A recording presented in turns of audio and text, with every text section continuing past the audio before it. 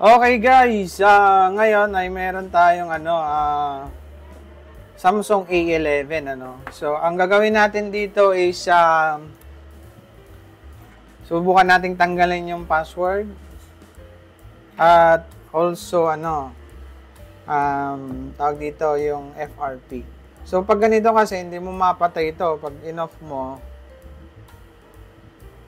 Ayaw no. So ang gagawin mo usually pattern to no. Pares lang din kahit sa mga pin, password ano. So open mo to, switch mo yung off and then volume up and down ano. Ganyan pagsabay-sabayin mo. Ayan.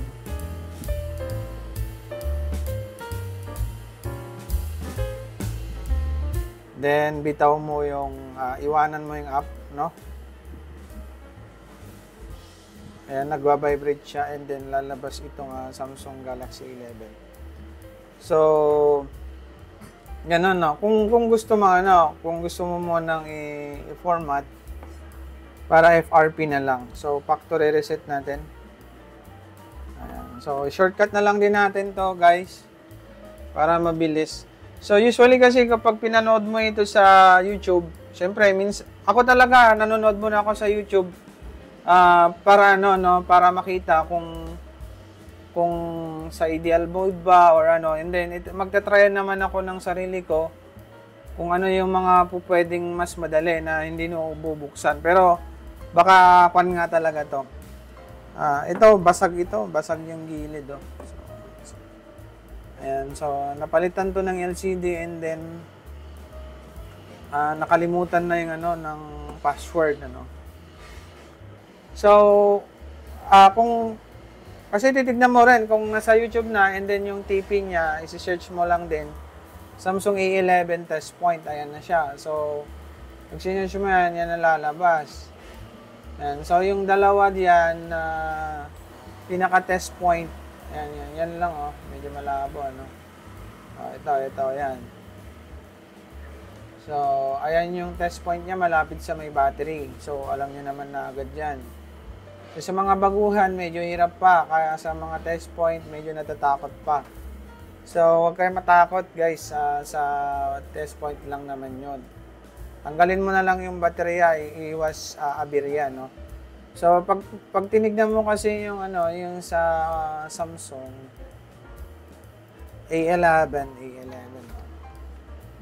So, pinapakita ko na lang sa inyo guys kung dalawa Dalawa siya. Pero parehas lang din naman. So, ito, subukan din natin to kung ayaw. Ayan. Shoutout pala sa ating mga kaibigan dyan, mga manunood, ngayon, medyo, nakakapag-vlog konti, So, medyo matagal lang talaga, guys, ang pag pinag-format ka, medyo matagal mag-open. And then, minsan suswertihan mo din yan. Maswerte mo kung walang FRP. Ayan. So, syempre sana may may FRP naman sana. Yung FRP is Factory Reset Protection. So, sana man walang ayan. So, kung makikita mo, meron siyang emergency call, no? So, tignan natin kung may,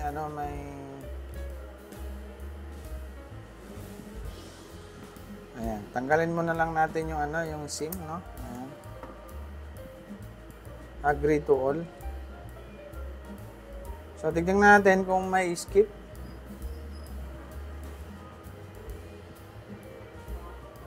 Okay.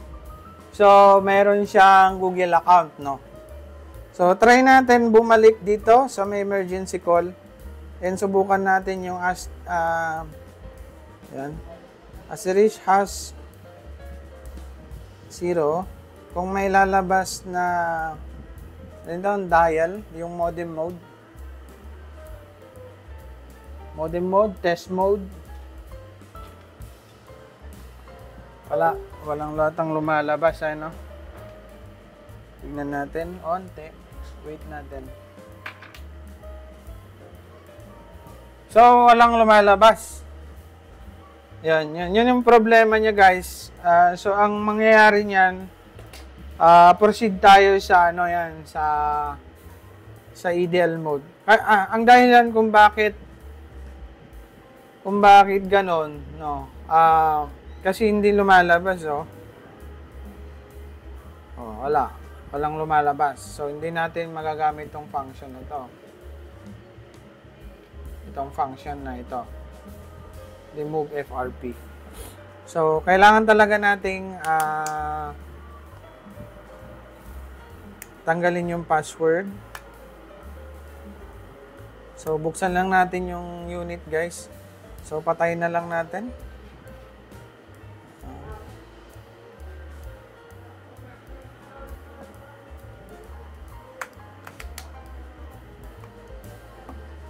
So, maganda lang dito, madali lang siyang baklasin, guys, no?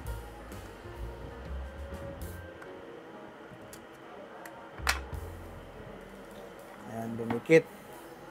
So, ang kailangan mo lang,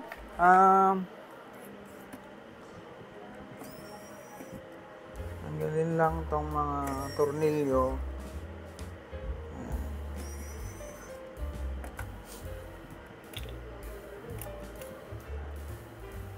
Okay. So, tatanggalin natin yung baterya. And ito na rin para hindi siya sagabal. So, kapag ang kanyang test point, ibig sabihin nito, nakita natin kanina sa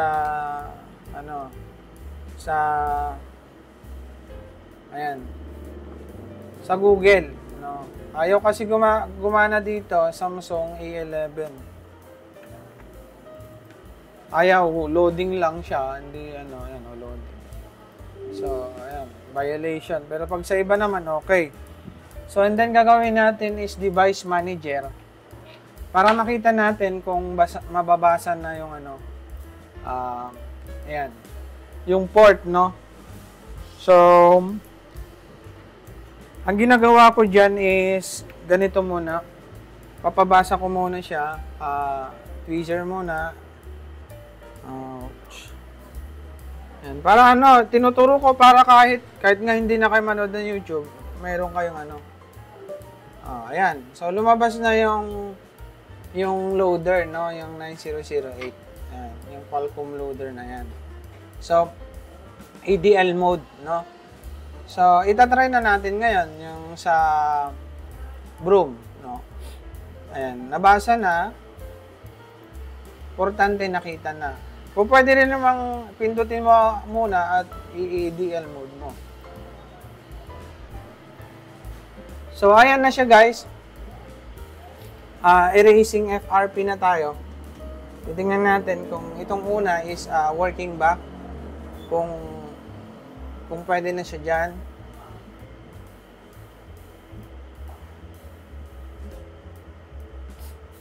Ayan. So, tanggal din yung FRP, So, pwede rin naman nating i-try ito, guys. So, ito. Pwede rin nating i-try yan kung ito gumagana, no? Ayan. Ganun na lang. Erase FRP. And then, yung isang method, tignan nga natin kung working din yung kabila. Kung... Ayan.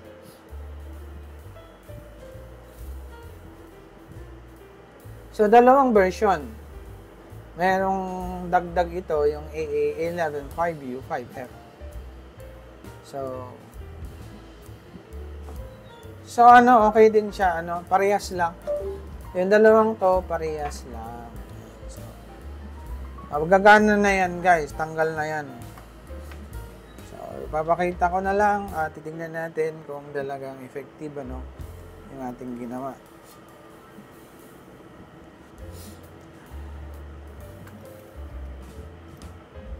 So, ito palang aking is TBK. Pinalitan ko na yung Xiaomi. Nasira kagad. And meron din akong real life. So, ito yung aking mga pambukas. Kasi kung minsan maraming customer at nangangawit yung kamay ko na magbaklas ng mga tornilyo pag mabilisan. So,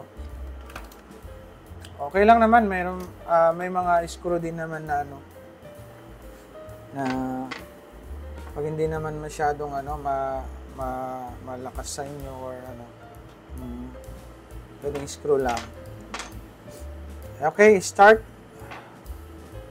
So, pagka-start niya, medyo nag-ano pa siya, no? Loading.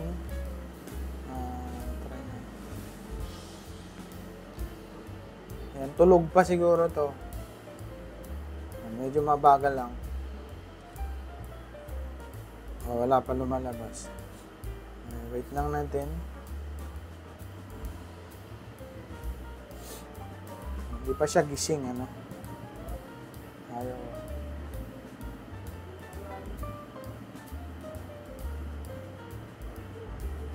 Bakit ganito tong 11? Ano to? Ayan. So, gising na siya. Tagal lang mag-loading. Agree.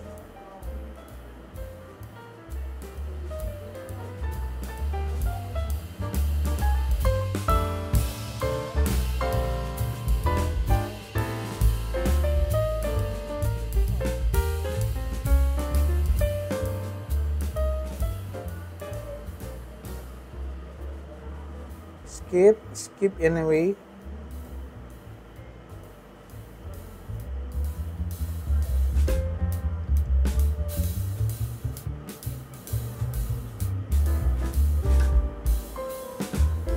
Skip. You're all set up. So ayan guys, like, share, and subscribe naman tayo. So ayan, gumana na. So, kaya ideal mode lang talaga kasi hindi lumalabas yung sa ano, sa modem mode, test mode. Yan ba ang tawag doon. Ayan, ayan guys, maraming salamat po. Like, share, and subscribe tayo dyan. At mabilis ang kita lang ito guys. Madali lang naman. Maraming salamat sa inyo.